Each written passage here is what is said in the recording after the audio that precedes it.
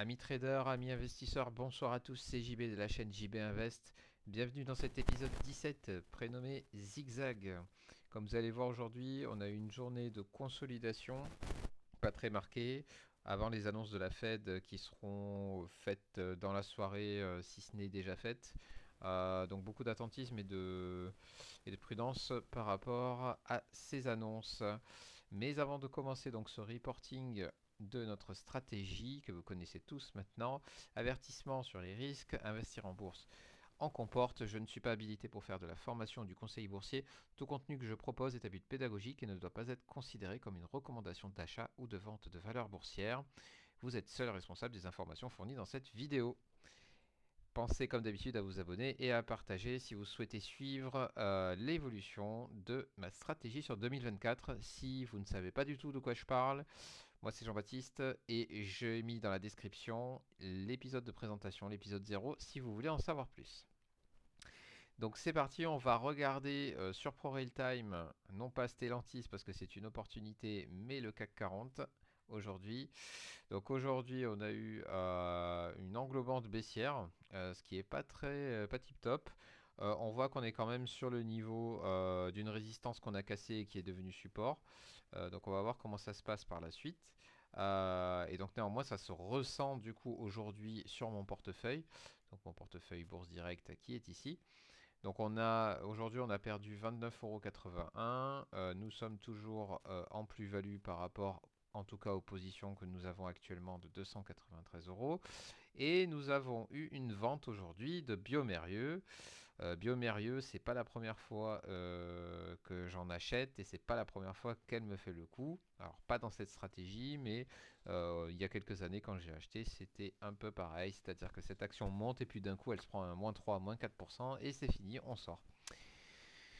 Donc merci le stop. On verra, elle a un peu remonté après le stop, mais bon. Si opportunité il y a, je dois me mettre en mode robot et racheter si une occasion se présente.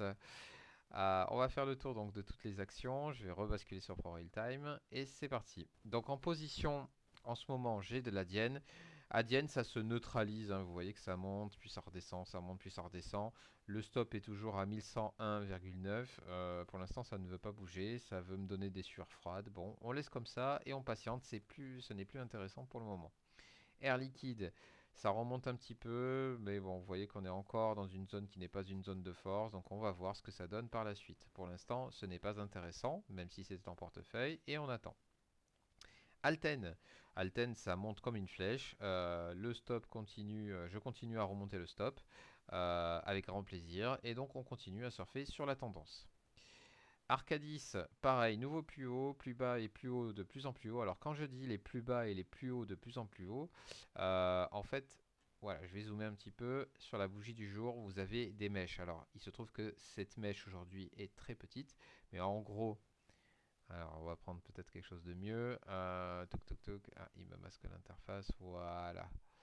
Ça c'est le plus bas du jour, ok. Ça, c'est le plus haut du jour. Et donc, les plus bas du jour sont plus hauts que les plus bas d'hier. Et les plus hauts du jour sont plus hauts que les plus hauts d'hier. Voilà. Et donc, du moment qu'on a des plus bas et des plus hauts de plus en plus hauts, bah, écoutez, ça annonce une tendance, ma foi, assez haussière. Donc, Arcadis, je continue à surfer sur la vague, hein, regardez-moi ça. Est-ce que ce sont des plus hauts historiques? Ah bah oui, ce sont des plus hauts historiques, regardez-moi ça. J'ai mis en monthly, c'est-à-dire qu'une barre est égale à un mois. Vous voyez que c'est ultra haussier et je suis très content de l'avoir en portefeuille. Ensuite, Bam Groep, ça n'a rien fait aujourd'hui. Ça fait quelques jours que ça ne fait rien. Combien on a perdu depuis les plus hauts? On a perdu 4%, 3%. On est dans la zone neutre, on va voir ce qui se passe, mais effectivement, c'est très neutre tout ça. Biomérieux, elle est sortie. Donc mon stop était positionné, il me semble, j'ai pas fait de vidéo hier. Hop, c'était ici, ben voilà, ça a cassé, hein, on voit la mèche. Donc on sort, et quand on dit qu'on sort, eh bien, on l'enlève de la liste, tout simplement. Hop là, ciao. Ensuite, on a CTP. Alors CTP, je l'avais vu bien dans le vert aujourd'hui, bon, c'est redescendu. Ça reste assez neutre quand même ces derniers jours, donc pas intéressant, on continue. Danone. Alors Danone, il y a 2 jours, ça avait cassé le plus haut ici, une sorte de résistance. Ça l'a réintégré 2 fois. Je pense que c'est pas très bon signe, en plus avec des volumes. Donc bon, le stop continue à monter, mais j'ai un peu peur. Euronav, ça stagne, donc ça monte légèrement, mais c'est pas ouf. Donc voilà, il se passe pas grand chose. FDJ, je pense que c'est un peu topiche là, c'est-à-dire topiche, ça veut dire quoi? Ça veut dire qu'on n'arrive plus à monter. Vous voyez que ça redescend à chaque fois, etc. Bon, moi mon stop il continue à monter, donc tant mieux. Si ça peut temporiser encore, ça me permet de gagner de l'argent. Mais en attendant, ça fait plus trop de nouveau plus haut. Ça commence un peu à caler. GTT, bah, ça stagne. Regardez, depuis le 12 janvier, on est le 31 janvier. Plus de 15 jours comme ça, il se passe rien. Donc on ignore un peu. Alors KPN, KPN. Alors aujourd'hui je l'ai vu très haussière. Et puis j'ai l'impression qu'aujourd'hui j'ai regardé quand c'était sur les plus hauts. Et ça a largement rebaissé. Vous voyez que c'est pas foufou. Hier on a failli se taper notre stop. Alors le stop actuellement il est positionné ici sur cette barre. Donc en gros hier on a failli et aujourd'hui bon, on a eu un gap haussier qui si on prend en compte les mèches a été comblé. Mais voilà, bon pour moi ça me semble pas super. Orange ça continue de baisser. Bon il faut dire qu'après la hausse ici bah, ça c'est en train de redescendre. On n'est pas loin du stop malheureusement. On va voir ce que ça donne demain. Rexel, oh là là, Rexel c'était très bien et puis ça a tout rebaissé. Ça reste neutre, le stop continue à monter, mais ça me fait un peu peur. Score, pareil, très neutre. Il se passe rien, je passe hein, pour vous éviter de vous prendre du temps. Sofina c'est bien monté. Ça a fait un gap haussier hier, c'était redescendu. Là, ça se stabilise. Bon, pour l'instant, en gros, un partout balle au centre. Par contre, Sopra, ça c'est cool, ça continue de monter. Vous voyez, les plus bas et les plus hauts sont de plus en plus hauts par rapport à la mèche d'hier. Donc le stop monte à balle et moi ça me permet de sécuriser la position. TomTom, vous voyez, c'est très neutre. On est dans le ventre mou, pas du championnat pour les connaisseurs, mais le ventre mou du range. Donc écoutez, bah voilà, le stop se neutralise, pardon, et il se stabilise, donc il se passe rien. Par contre, UMG, alors UMG ça a sacrément baissé, c'est bien remonté. Bon, on va voir comment ça se passe, mais c'est dommage parce que juste quand je stabilise mon trade, ça fait ce genre de mauvais coup. Donc bon, on verra ça demain. Vinci ça stabilise, ça fait pas grand chose. Et Walters, lui aussi, alors lui il commence à couler.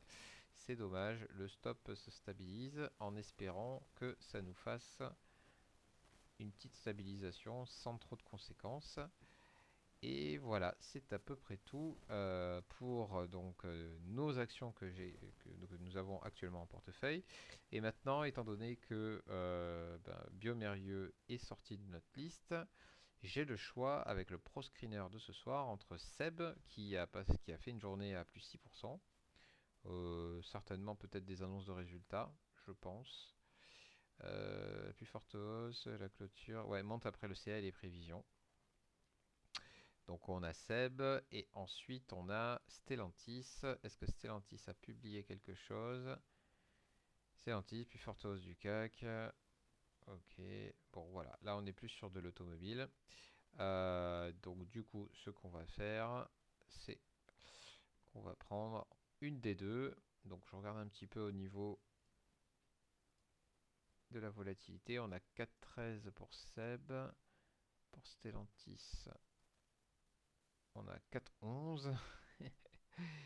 Ok, bah écoutez, par rapport... Alors après, ce que je peux décider entre les deux, parce que pour rappel, je n'ai qu'un slot, je peux acheter qu'une seule boîte. Regardons ici. Ok, donc du coup, on avait un plus bas en 2022, ensuite ça monte au fur et à mesure. Et Seb, il me semble que ça a pris une cuite. Oh, depuis octobre 2023, ça monte pas mal. Euh, ok, donc ce que je vais faire, je vais prendre du Stellantis. Hop, c'est parti.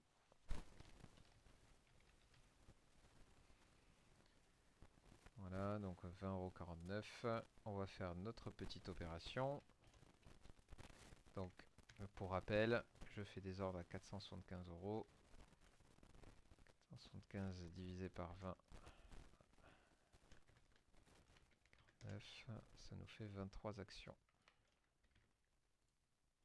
au marché. Voilà, en espérant que la Fed rassure les marchés, hein. Donc ça sera pour demain. Pour l'instant, pour info, le Nasdaq est pas très bien. Est-ce qu'il y a eu une annonce? Non, pour l'instant, il n'a pas... Si, il y a eu peut-être eu quelque chose ici pour cette petite baisse là. Bon. Allez, c'est pas l'objet de notre vidéo. Dernière partie, notre portefeuille qualité. Donc si vous suivez, j'ai acheté 10 actions ultra qualitatives avec des avantages concurrentiels, enfin quasiment des monopoles, ce genre de choses. Aujourd'hui, ça s'est cassé la gueule. Ce qui est intéressant du coup, c'est que bah voilà, les 3 actions que j'ai vendues se sont rattrapées peut-être, mais sont dans le rouge. Ça nous donne une valorisation de 3356 euros et 64 centimes. Cette valorisation que je rajoute à la liquidité donc, de mes ventes. Donc pour rappel, j'ai vendu à SML, Hermès et un troisième LVMH. Et donc du coup, ça me donne 3494.